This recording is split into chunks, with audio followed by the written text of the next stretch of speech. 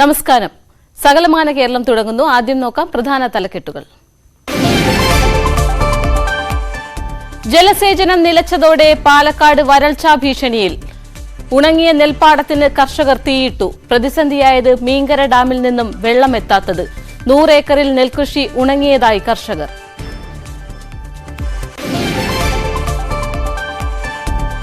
മോൺസൺ മാവുങ്കലിന്റെ കല്ലൂരിലെ വീട്ടിൽ ക്രൈംബ്രാഞ്ച് പരിശോധന.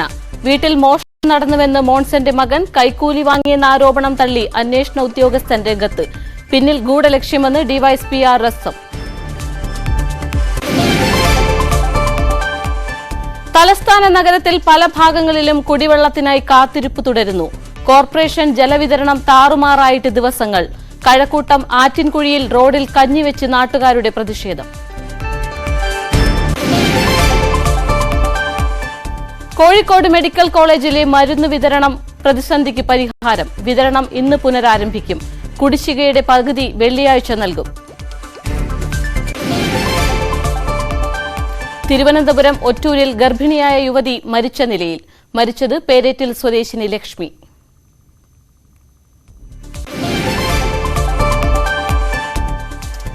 ഇടുക്കി മാട്ടുപ്പെട്ടിയിൽ കാട്ടാനയാക്രമണം. പടയപ്പ 2 കടകൾ തകർത്തു. നല്ലതണ്ണിയിൽ കാട്ടുപോത്തിറങ്ങി. കണ്ണൂർ ജനവാസ മേഖലയിൽ ഇറങ്ങിയ കടുവയെ പിടികൂടാൻ ശ്രമം തുടരും.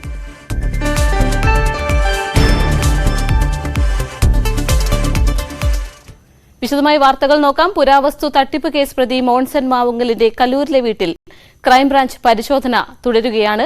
ഡിവൈഎസ്പി ആർ രസ്തമിന്റെ നേതൃത്വത്തിലാണ് പരിശോധന. നേരത്തെ വീട് വിട്ടുകിട്ടണമെന്ന ആവശ്യവുമായി മോൺസൺ കോടതിയെ സമീപിച്ചിരുന്നു.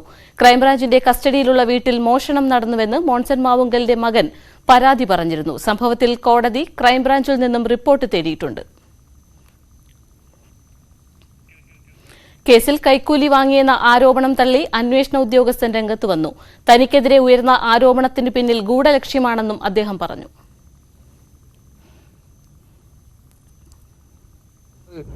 മായി ബന്ധപ്പെട്ടിട്ടും സുധാകരൻ സാറുമായി ബന്ധപ്പെട്ടിട്ടും എത്ര ഓഫർ വന്നിട്ടുണ്ട്. ഞാൻ എന്താ പറഞ്ഞത്? എനിക്ക് പൈസ വേണ്ട. പൈസ നഷ്ടപ്പെട്ട ആള് യാക്കൂബ്ക്കാണ്. പുള്ളിയായിട്ട് സംസാരിച്ചോളി എന്ന് പറഞ്ഞിട്ട് ഞാൻ നിങ്ങളെ എത്ര വേദിയിൽ കൊണ്ടിരുത്തി. എത്ര പൈസ വെച്ച് തന്നു നിങ്ങൾക്ക്. നിങ്ങൾ വാങ്ങിയില്ല. അത് നിങ്ങളെ മാന്യതയും മര്യാദയാണ്. നിങ്ങൾ വാങ്ങിയില്ല. പക്ഷെ ഞാനത് കേട്ടപ്പം തന്നെ എനിക്ക് വേണ്ട, നിങ്ങളുമായിട്ട് സംസാരിക്കുന്ന ഞാൻ നിങ്ങളെ കണക്ട് ചെയ്തെന്നല്ലേ. അപ്പൊ എന്റെ പ്രശ്നം ഇത്രേ ഉള്ളൂ. അതായത് നമ്മൾ പരാതിക്കാരാണ്. കുറച്ച് പണം നഷ്ടപ്പെട്ട ആളുകളാണ്. നിങ്ങളൊക്കെ ഉൾപ്പെടെ ആ പണം നഷ്ടപ്പെട്ടിട്ട് നിങ്ങളായാലും അനൂപായാലും എല്ലാവരും പ്രയാസം സഹിക്കുന്നവരാ. അതേസമയം പരാതിക്കാരൻ ഷമീറും യാക്കൂബും മോൺസന്റെ മകനും കൂടിക്കാഴ്ച നടത്തുന്ന ദൃശ്യങ്ങളും പുറത്തുവിട്ടു. വിവരങ്ങൾ നവമി ദിനേശ് നൽകും. നവമി, ഇപ്പോഴും പരിശോധന തുടരുകയാണോ? ഒപ്പം അന്വേഷണ ഉദ്യോഗസ്ഥനെതിരെ ഗൂഢാലോചന നടക്കുന്നുവെന്നാണോ ക്രൈംബ്രാഞ്ച് പറയുന്നത്?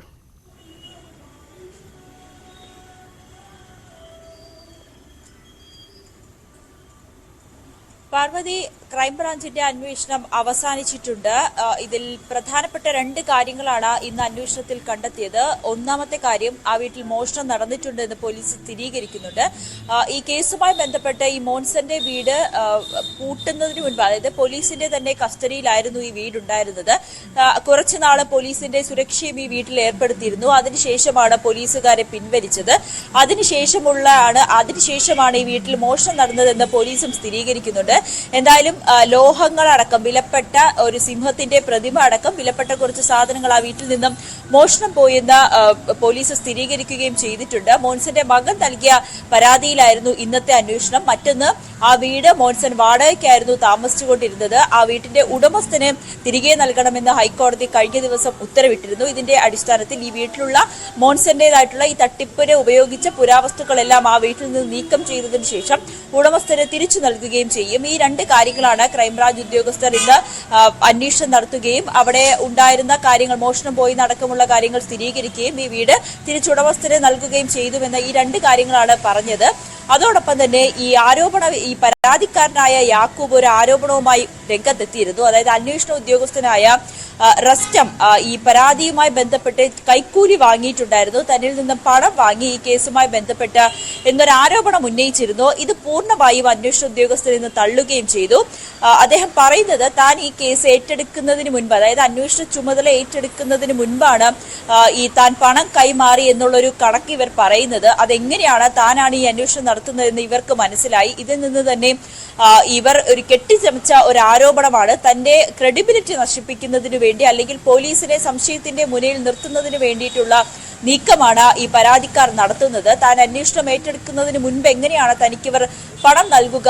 അതോടൊപ്പം തന്നെ ഈ മോൻസന്റെ മകനും പരാതിക്കാരായ യാക്കൂബും ഷമീറും കൂടിക്കാഴ്ച നടത്തുന്ന ദൃശ്യങ്ങളും അന്വേഷണ ഉദ്യോഗസ്ഥരിൽ നിന്ന് പുറത്തുവിട്ടു. ഇതിന്റെ അടിസ്ഥാനത്തിൽ ഇവർ 3 പേരും ഒരുമിച്ച് ചേർന്നാണ് തനിക്കെതിരെ ഇത്തരത്തിലുള്ള ഒരു ആരോപണവുമായി രംഗത്തെത്തിയിരിക്കുന്നത്. വിജിലൻസ് ഇതുമായി ബന്ധപ്പെട്ട് തന്നെ ഇതുവരേക്കും അന്വേഷണ വിധേയനാകാൻ ആവശ്യപ്പെട്ടിട്ടില്ല, ചോദ്യം ചെയ്യലിനൊന്നും ആവശ്യപ്പെട്ടിട്ടില്ല, നോട്ടീസ് അയച്ചിട്ടില്ല എന്നുള്ള കാര്യം കൂടി റസ്റ്റം സ്ഥിരീകരിക്കുന്നുണ്ട്. അതോടൊപ്പം 2 ഓഡിയോ ആണ് പുറത്തുവിട്ടിരിക്കുന്നത്. അതിലൊന്ന് ഷമീറിന്റേതാണ്. ഷമീർ പറയുന്നതാണ്, അതായത് ഈ റസ്റ്റത്തിന് അയച്ച ഓഡിയോ ആണ്, താങ്കൾ ഇതിൽ പൈസ ഒന്നും വാങ്ങിയിട്ടില്ല, താൻ പരാതിക്കാരാണ്, തങ്ങൾ എല്ലാവരും താങ്കൾക്ക് അതായത് അന്വേഷണ ഉദ്യോഗസ്ഥന് പൈസ ഓഫർ ചെയ്തിട്ടുണ്ട്, പക്ഷെ അത് താങ്കൾ അതെല്ലാം നിരസിക്കുകയാണ് ചെയ്തത്.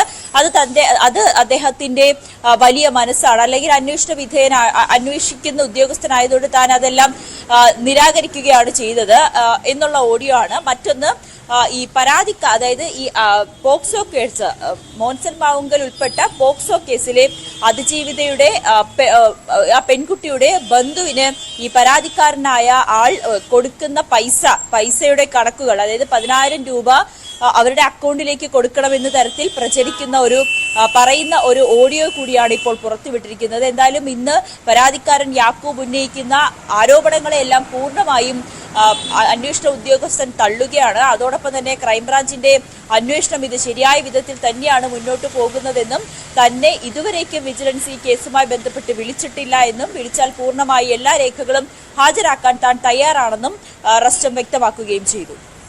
ശരി, മോൺസൺ മാവുങ്കലിന്റെ വീട്ടിൽ മോഷണം നടന്നുവെന്ന പരാതി സ്ഥിരീകരിച്ചിരിക്കുകയാണ് ക്രൈംബ്രാഞ്ച്. വിവരങ്ങൾ നൽകിയത് നവമി ദിനേശ്. മറ്റു വാർത്തകൾ കൂടി നോക്കാം. ജലസേചനം ഇല്ലാത്തതിനെ തുടർന്ന് ഉണക്ക് ബാധിച്ച നെൽപ്പാടം തീയിട്ട് കർഷകർ. പാലക്കാട് കരിപ്പോട് സ്വദേശിനി കമലാക്ഷിയുടെ നെൽപ്പാടമാണ് കൊയ്ത്തിന് 1 മാസം ബാക്കി നിൽക്കെ തീവച്ചത്. മീങ്കര ഡാമിലെ വെള്ളമാണ് ഇവർ കൃഷിയിടത്തിൽ ഉപയോഗിക്കുന്നത്. ഇത്തവണ ഡാമിലെ വെള്ളം 2ാം വിളക്ക് എത്താത്തതാണ് 40 സെന്റ് കൃഷി കത്തിക്കാൻ കമലാക്ഷിയെ പ്രേരിപ്പിച്ചത്. 2 പാടശേഖര സമിതികളിലായി 100 ഏക്കറോളം നെൽപ്പാടം ഉണങ്ങി നശിച്ചതായി കർഷകർ പറയുന്നു. ഇന്നലെ മിനിഞ്ഞാന്നാണ് കത്തിച്ചത്. എന്തുകൊണ്ടാണ്? മാടുകളൊക്കെ വന്ന് തിന്നണം,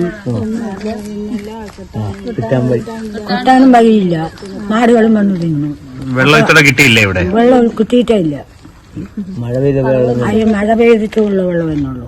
മഴ പോയിട്ട് സമയം എത്രയായി? കളവലിയും ഇതൊക്കെ ചെയ്യും, എല്ലാ പണിയും ചെയ്തു. 10,20,000 ചെലവായി കളവലിച്ചിട്ട് 10,20,000 ഒന്നുമില്ല, 10,20,000 റുപ്യോളം വേട്ടം ചെലവായിട്ടുണ്ട്. പിന്നെ ഒറ്റയ്ക്ക് വലിച്ചത് കണക്കില്ല, കൂലി കൊടുത്ത് വലിച്ചതാണ് അത്. തിരുവനന്തപുരം കഴക്കൂട്ടത്ത് കുടിവെള്ളം കിട്ടാത്തതിൽ നാട്ടുകാരുടെ പ്രതിഷേധം. കഴക്കൂട്ടം ആറ്റിൻകുഴിയിലാണ് റോഡിൽ കഞ്ഞിവെച്ച് നാട്ടുകാർ പ്രതിഷേധിച്ചത്. ദിവസങ്ങളായി പ്രദേശത്ത് കുടിവെള്ളം കിട്ടാതായിട്ട്.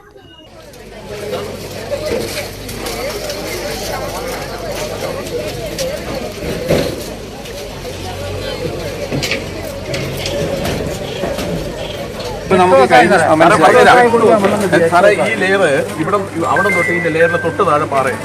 അതായത് 20 അടി 10 അടി പോയ പാറയാണ്. ബാക്കി അത് ഈ ഭൂമിയുടെ പ്രത്യേകത അമ്പലത്തിനോടെ ഈ പാറ ഇങ്ങനെ കിടക്കുകയാണ്. അപ്പം കിണറ്റിൽ വെള്ളമോ ഈ മാർച്ച് തൊട്ട് മെയ് വരെ വെള്ളമൊന്നും കിട്ടത്തില്ല. ഇതൊക്കെ അറിയാവുന്നതാണ്. കോഴിക്കോട് മെഡിക്കൽ കോളേജിലെ മരുന്ന് വിതരണ പ്രതിസന്ധിയിൽ പരിഹാരമായി. മെഡിക്കൽ കോളേജ് സൂപ്രണ്ട് വിതരണക്കാരുമായി നടത്തിയ ചർച്ചയെ തുടർന്ന് ഇന്നു മുതൽ മരുന്ന് വിതരണം പുനരാരംഭിക്കാൻ തീരുമാനമായി. വിതരണക്കാർക്ക് ഡിസംബർ 31 വരെയുള്ള കുടിശ്ശികയുടെ പകുതി ഈ മാസം 22-ന് നൽകും. ബാക്കി തുക ഡിസംബർ 31-നകം നൽകും. കുടിശ്ശിക വിതരണവുമായി ബന്ധപ്പെട്ട് തടസ്സമുണ്ടായാൽ സൂപ്രണ്ടുമായി ചർച്ച നടത്താനും ധാരണയായി. തിരുവനന്തപുരം ഒറ്റൂരിൽ ഗർഭിണിയായ യുവതി തൂങ്ങി മരിച്ച നിലയിൽ കണ്ടെത്തി. പേരേറ്റൽ സ്വദേശിനി ലക്ഷ്മിയാണ് മരിച്ചത്. 1.5 മാസം ഗർഭിണിയാണ്. 11 മാസം മുൻപായിരുന്നു ഇവരുടെ വിവാഹം. ഡിഗ്രി അവസാന വർഷ വിദ്യാർത്ഥിനി കൂടിയാണ് ലക്ഷ്മി. കടയ്ക്കാവൂർ പോലീസ് അന്വേഷണം തുടങ്ങി. ആറ്റിങ്ങലിൽ നിന്നും അഭിലാഷ് എസ് വിവരങ്ങൾ നൽകും. അഭിലാഷ്, യുവതിയുടെ മരണത്തിലേക്ക് നയിച്ച കാരണം എന്താണ്? ഇന്നലെ വൈകുന്നേരത്തോടെയാണ് പേരേറ്റിൽ ശങ്കരമുക്കിന് സമീപത്തുള്ള വാടക വീട്ടിൽ ലക്ഷ്മിയെ തൂങ്ങി മരിച്ച നിലയിൽ കണ്ടെത്തുന്നത്. 11 മാസം മുമ്പായിരുന്നു ലക്ഷ്മിയും കിരൺ എന്ന യുവാവുമായുള്ള വിവാഹം നടന്നത്. അത് പ്രണയ വിവാഹമായിരുന്നു. തുടർന്ന് ആദ്യഘട്ടത്തിൽ പെൺകുട്ടിയുടെയും ഇരു വീട്ടുകാർക്കും ചെറിയ പിണക്കമുണ്ടായിരുന്നു. അതിനുശേഷം എങ്കിലും കഴിഞ്ഞ 11 മാസമായി ഇവർ ആ വാടക വീട്ടിൽ താമസിച്ചു വരികയായിരുന്നു. ഇവർ തമ്മിൽ പ്രത്യേകിച്ച് എന്തെങ്കിലും വാക്കുതർക്കങ്ങളോ എന്തെങ്കിലും ഉള്ളതായി അയൽക്കാർക്ക് പോലും അറിയില്ല. എന്നാൽ കഴിഞ്ഞ ദിവസം ഇവർ തമ്മിൽ ഒരു തർക്കമുണ്ടായത് സംബന്ധിച്ച് പോലീസ് പറയുന്നത് ഈ പെൺകുട്ടി ലക്ഷ്മി ഡിഗ്രി ഫൈനൽ ഇയർ വിദ്യാർത്ഥിയായിരുന്നു. തുടർന്ന് ഈ ഗർഭാവസ്ഥയിലായ ശേഷം പഠനം തുടരണ്ട എന്ന രീതിയിൽ കിരൺ സംസാരിച്ചതായും, എന്നാൽ ഗർഭം അലസിപ്പിച്ച ശേഷമായാലും പഠനം തുടരണമെന്ന രീതിയിൽ ലക്ഷ്മി നിലപാടെടുത്തിരുന്നതും ഇത് ബന്ധുക്കളുമായി സംസാരിച്ചിരുന്നെന്നും പറയുന്നുണ്ട്. ഇതിന് ബന്ധുക്കളടക്കം ഈ ഗർഭചിത്രം ചെയ്യുന്നതിനെ സംബന്ധിച്ച് ഒരു അനുകൂല നിലപാട് ലക്ഷ്മിക്ക് അനുകൂലമായി എടുത്തില്ല. ഇതിനെ തുടർന്നായിരിക്കണം ആത്മഹത്യയിലേക്ക് നിരവധിയായ തീരുമാനമെടുക്കാൻ വേണ്ടി ലക്ഷ്മിയെ പ്രയോജനമായതെന്നാണ് പോലീസ് ഇപ്പോൾ നിഗമനം നടത്തുന്നത്. എന്തായാലും ഫോറൻസിക് പരിശോധന ഉൾപ്പെടെ പൂർത്തിയായി മൃതദേഹം മെഡിക്കൽ കോളേജ് ആശുപത്രിയിലേക്ക് മാറിയിട്ടുണ്ട്. ബന്ധുക്കളുടെ ഉൾപ്പെടെ ആദ്യം തന്നെ അവസാന നിലയ്ക്ക് ഇതിന് പ്രതികൂലമായ രീതിയിലുള്ള അല്ലെങ്കിൽ ഗാർഹിക പീഡനം സൂചിപ്പിക്കുന്ന രീതിയിലുള്ള മൊഴികളൊന്നും തന്നെ ലഭിച്ചിട്ടില്ല എന്നും പരാതികളും ഒന്നും തന്നെ ലഭിച്ചിട്ടില്ല എന്ന് പോലീസ് പറയുന്നുണ്ട്. എന്തായാലും കൂടുതൽ അന്വേഷണം നടത്തിയ ശേഷം ചെയ്യാനാണ് പോലീസിന്റെ തീരുമാനം. ശരി അഭിലാഷ്.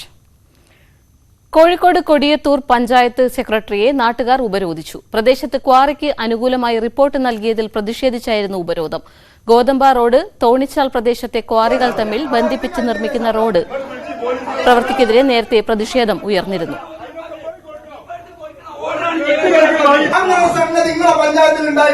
അത് നോക്കാതെ ഈ മക്കളെത്തി അവിടെ നിന്നിട്ടൊന്നും ഒരു കാര്യമില്ല. ദിവസം പോയില്ലെങ്കിൽ ഇതിനാരാണ് ഞങ്ങൾ പറയേണ്ടത്?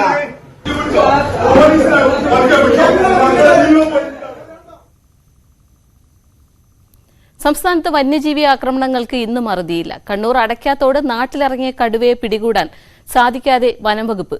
3-ാം ദിവസവും കടുവ ജനവാസ മേഖലയിൽ വിഹരിക്കുകയാണ്. കൂടുതൽ വനം വകുപ്പ് ഉദ്യോഗസ്ഥർ സ്ഥലത്തെത്തി തിരച്ചിൽ നടത്തിവരികയാണ്. കടുവയെ മയക്കുവെടി വയ്ക്കാൻ പ്രത്യേക സംഘവും സ്ഥലത്ത് ക്യാമ്പ് ചെയ്യുന്നുണ്ട്. കടുവയെ പിടികൂടാൻ സാധിക്കാത്ത സാഹചര്യത്തിൽ പ്രദേശത്ത് ഇന്നും നിരോധനാജ്ഞ തുടരുകയാണ്. ജനവാസ മേഖലയിൽ ഇറങ്ങിയ കടുവയെ പിടികൂടാൻ ഇന്നലെ കൂട് സ്ഥാപിച്ചിട്ടുണ്ട്. പ്രായമേറിയ കടുവയുടെ ശരീരത്തിൽ പരുക്കുകൾ ഉണ്ടെന്നാണ് സൂചന.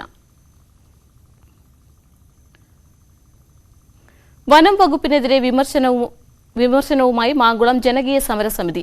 വന്യമൃഗങ്ങളെ വനത്തിനുള്ളിൽ തന്നെ പരിപാലിക്കാനുള്ള നടപടി വനം വകുപ്പ് സ്വീകരിക്കണം. സമാധാനമായി ജീവിക്കാനുള്ള അവസരമൊരുക്കും വരെ സമരം തുടരുമെന്നും സമരസമിതി general convener father Mathew Karott Kocharakkal വ്യക്തമാക്കി.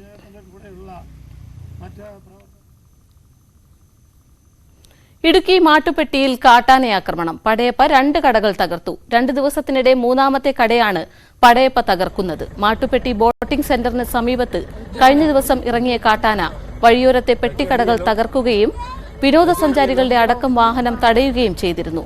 തുടർന്ന് വനപാലക സംഘം എത്തി ആനയെ തുരത്തിയെങ്കിലും രാത്രിയോടെ മടങ്ങിയെത്തിയാണ് മറ്റൊരു കട തകർത്തത്. അതിനിടെ നല്ലതണ്ണി ITTയിൽ ലയത്തിന് സമീപം കാട്ടുപോത്തുമിറങ്ങി. മണിക്കൂറുകളോളം കാട്ടുപോത്ത് മേഖലയിൽ നിലയുറപ്പിച്ചു.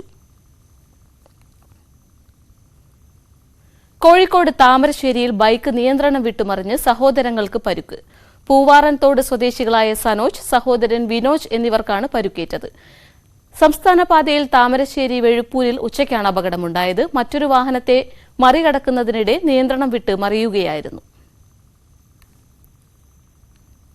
മലപ്പുറം തിരുനാവായയിൽ കാണാതായ 60-കാരന്റെ മൃതദേഹം പുഴയിൽ കണ്ടെത്തി. കൊടക്കൽ സ്വദേശി അറുമുഖനാണ് മരിച്ചത്. ഞായറാഴ്ച വൈകിട്ട് മുതൽ കാണാനില്ലായിരുന്നു. ഇന്ന് രാവിലെയാണ് ഭാരതപ്പുഴയിൽ നിന്നും മൃതദേഹം കണ്ടെത്തിയത്.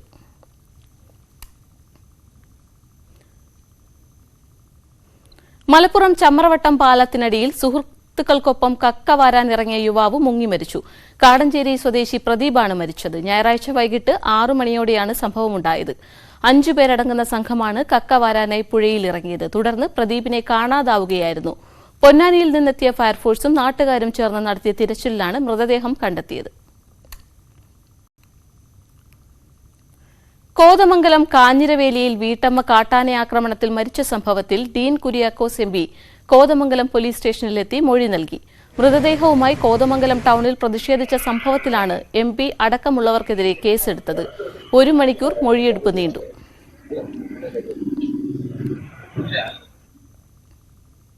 സകലമാന കേരളത്തിൽ ഇനിയൊരു ഇടവേള.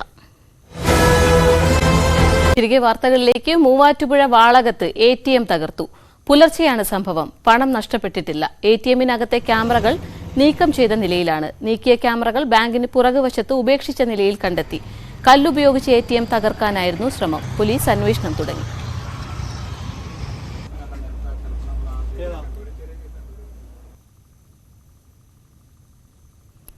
തിരുവനന്തപുരം പൌർണമിക്കാവിൽ ആദിവാസി സമൂഹമാംഗല്യത്തിനുള്ള ഗോത്രപൂജകൾക്ക് തുടക്കമായി. പൌർണമിക്കാവ് ബാലത്രിപുര സുന്ദരിദേവി ക്ഷേത്രത്തിൽ 25-നാണ് ചടങ്ങ്. കേരളം, തമിഴ്നാട്, കർണാടകം, ആന്ധ്രാപ്രദേശ് എന്നീ സംസ്ഥാനങ്ങളിൽ നിന്നുള്ള അപേക്ഷകളിൽ നിന്നും തെരഞ്ഞെടുത്ത 206 യുവതി യുവാക്കൾ വിവാഹിതരാകും. ഗോത്രാചാരപ്രകാരമാകും ചടങ്ങുകൾ. അട്ടപ്പാടി, അഗളി, ഷോളയൂർ, കുമിളി വനമേഖലയിലെ ആദിവാസി ഗോത്രങ്ങളിലെ 72 യുവതി യുവാക്കളുടെ വിവാഹ നിശ്ചയ ചടങ്ങുകൾ കഴിഞ്ഞ ദിവസം കുമിളിയിൽ നടന്നു.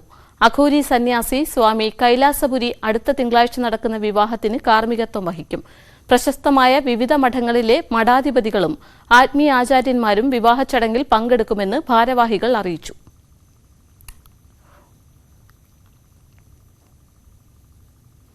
കാസർഗോഡ് ചെറുവത്തൂർ പതിക്കാൽ പുഴയെ വീണ്ടെടുക്കാനുള്ള 4ാം ഘട്ട പ്രവർത്തനങ്ങൾക്ക് തുടക്കമായി. കയ്യേറ്റവും മാലിന്യ നിക്ഷേപവും കൊണ്ട് നശിച്ചുകൊണ്ടിരിക്കുന്ന പുഴയിൽ തെളിനീരൊഴുക്കുവാനുള്ള പരിശ്രമമാണ് ഗ്രാമപഞ്ചായത്തിന്റെ നേതൃത്വത്തിൽ നടക്കുന്നത്. നാടിന്റെ ജലസ്രോതസ്സായിരുന്ന കാസർഗോഡ് ചെറുവത്തൂർ പതിക്കാൽ പുഴയെ വീണ്ടെടുക്കാനും പഴയ പ്രതാപത്തിലെത്തിക്കാനും കഴിഞ്ഞ കുറേ വർഷങ്ങളായി ശ്രമം നടക്കുകയാണ്. നാടൊന്നാകെ കൈകോർത്താൽ മാത്രം ലക്ഷ്യത്തിലെത്തിക്കാൻ കഴിയുന്ന പ്രയത്നത്തിനാണ് പഞ്ചായത്ത് നേതൃത്വം നൽകുന്നത്.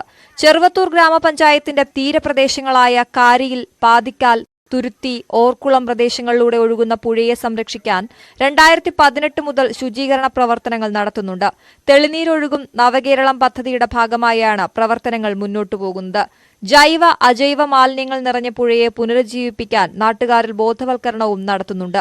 പഞ്ചായത്ത് പ്രസിഡന്റ് CV പ്രമീളയുടെ നേതൃത്വത്തിൽ ഗ്രാമപഞ്ചായത്ത് അംഗങ്ങൾ, ഹരിതകർമ്മസേന, ആരോഗ്യ പ്രവർത്തകർ, തൊഴിലുറപ്പ് തൊഴിലാളികൾ എന്നിവർ ശുചീകരണ പ്രവർത്തനത്തിൽ പങ്കാളികളായി. ന്യൂസ് 18 ചെറുവത്തൂർ. കോഴിക്കോട് കൊയിലാണ്ടി വിയൂർ അരീക്കലിൽ VP രാജൻ കലാസാംസ്കാരിക കേന്ദ്രം അടിച്ചു തകർത്തു. അക്രമത്തിന് പിന്നിൽ BJP പ്രവർത്തകരാണെന്ന് കോൺഗ്രസ് നേതാക്കൾ ആരോപിച്ചു. ഞായറാഴ്ച രാത്രി 8 മണിയോടെയാണ് അക്രമമുണ്ടായത്. അക്രമത്തിൽ ഓഫീസിലെ ഫർണിച്ചർ തകർത്തതായും പരാതിയുണ്ട്. കൊയിലാണ്ടി പോലീസ് സ്ഥലത്തെത്തി. അക്രമത്തിൽ പ്രതിഷേധിച്ച് UDF പ്രകടനം നടത്തി.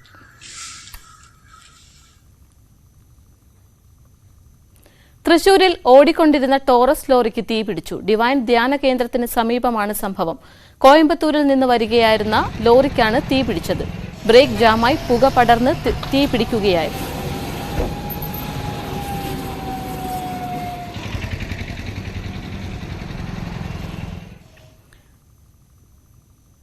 വർഷങ്ങളായി മുടങ്ങിക്കിടക്കുന്ന കൊല്ലം ചിറ്റുമല സബ്സ്റ്റേഷൻ നിർമ്മാണ തടസ്സങ്ങൾ നീങ്ങുന്നു. KSEBയുടെ തനത് ഫണ്ട് ഉപയോഗിച്ചാണ് നിർമ്മാണം.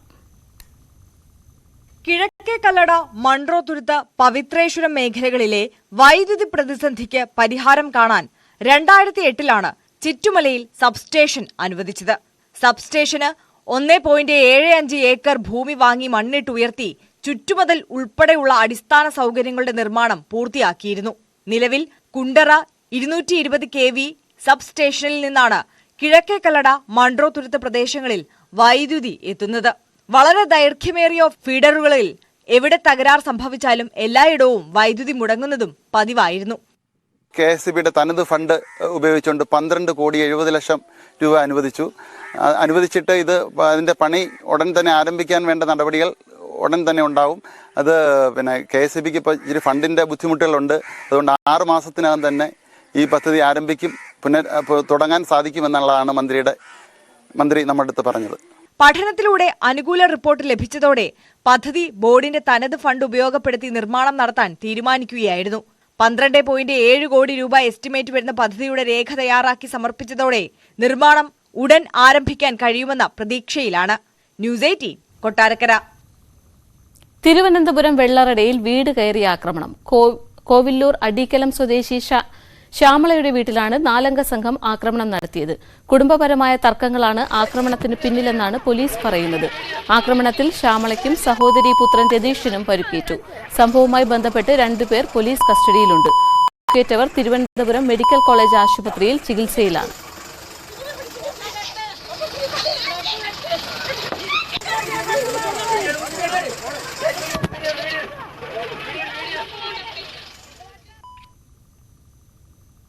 തിരുവനന്തപുരം നെയ്യാറ്റിൻകര പ്ലാമൂട്ടുകടയ്ക്ക് സമീപം ബൈക്കിലെത്തിയ സംഘം യുവതിയുടെ മാല കവർന്നു. വിരാലി സ്വദേശിയായ വീട്ടമ്മയുടെ മാലയാണ് 2-അംഗ സംഘം കവർന്നത്. ഇവരുടെ കഴുത്തിൽ കിടന്ന 6 പവന്റെ മാല കവർന്ന് ഇവർ കടന്നുകളയുകയായിരുന്നു. ആക്രമണത്തിൽ യുവതിയുടെ കഴുത്തിന് പരിക്കേറ്റു. പൊഴിയൂർ പോലീസ് ബൈക്ക് കേന്ദ്രീകരിച്ചുള്ള അന്വേഷണം തുടങ്ങിയിട്ടുണ്ട്.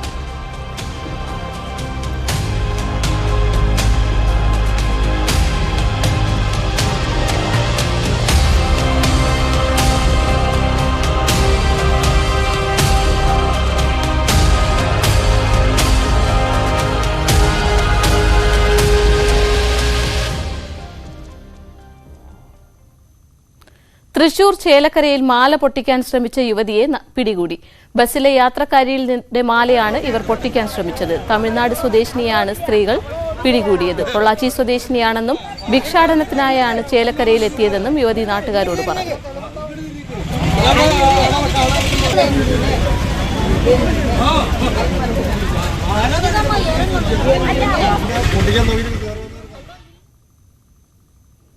ഒറ്റമുറി വീട്ടിൽ ദുരിത ജീവിതം നയിക്കുകയാണ് കോഴിക്കോട് താമരശ്ശേരി സ്വദേശിനി നസീമ. അടച്ചുറപ്പുള്ള വീടിനായി ഇവർ സമീപിക്കാത്ത ഇടങ്ങളില്ല. സുമനസ്സുകളുടെ സഹായം തേടുകയാണ് നസീമ. താമരശ്ശേരി തച്ചമ്പോയിൽ സ്വദേശിനി നസീമയുടെ വീടാണ് ഇത്. 5 സെന്റിൽ ഒറ്റമുറി വീട് നിർമ്മിച്ചു. പനയോലയും പ്ലാസ്റ്റിക് ഷീറ്റുമാണ് മേൽക്കൂര. അടുക്കളയും കിടപ്പുമുറിയുമെല്ലാം ഇതാണ്. ഭർത്താവ് ജെറീഷ് കൂലിപ്പണിക്ക് പോയിട്ടാണ് കുടുംബം പുലർത്തുന്നത്. തുച്ഛമായ വരുമാനത്തിൽ നിന്ന് വീട് നിർമ്മിക്കുക അസാധ്യമാണ്. അടച്ചുറപ്പുള്ള ചെറിയൊരു വീട് മാത്രമാണ് ഇവരുടെ ആഗ്രഹം. എനിക്ക് ചെറിയൊരു വീട് ഞാൻ ചെറു റൂം അയച്ചാൽ മതി. ചോരാണ്ട് അപ്പൊ താമസിക്കുന്നത് പ്ലാസ്റ്റിക്കിന്റെ ഷെഡിലാണ്. വേറെ ആരോടൊക്കൊന്നും പറയാനുമില്ല ആവാനുമില്ല. ഒന്നും ഇല്ലാത്തൊരവസ്ഥയിൽ നിങ്ങളോട് ഞാൻ ഒന്നുമില്ല പറഞ്ഞൊരു 10 റുപ്യെങ്കിലും നിങ്ങൾ ഓരോരുത്തർ മനസ്സാരം തന്നാറ് മുള്ളാന്റെ പൊരിച്ചുകൊണ്ട് എന്തെങ്കിലൊക്കെ മഴ ആകുമ്പോഴത്തേക്ക് ചെറിയൊരു വീടുണ്ടാക്കായിരുന്നു. ലൈഫ് ഭവന പദ്ധതിയിൽ ഉൾപ്പെടെ ഇവർ അപേക്ഷ നൽകിയിരുന്നുവെങ്കിലും സാങ്കേതിക കാരണങ്ങൾ പറഞ്ഞ് അധികൃതർ കൈയൊഴിഞ്ഞു. സുമനസ്സുകളുടെ സഹായം മാത്രമാണ് പ്രതീക്ഷ. ന്യൂസ് 18 താമരശ്ശേരി. കേരള സർക്കാരിന്റെ ചെറുകിട സംരംഭങ്ങളുടെ ഉന്നമനം ലക്ഷ്യമിട്ട് നടത്തിവരുന്ന പദ്ധതിയുടെ ഭാഗമായി പച്ച ഫുഡ് ആയഞ്ചേരിയുടെ ഉൽപ്പന്നങ്ങൾ ഇനി മുതൽ കെ സ്റ്റോർ വഴി ലഭിക്കും.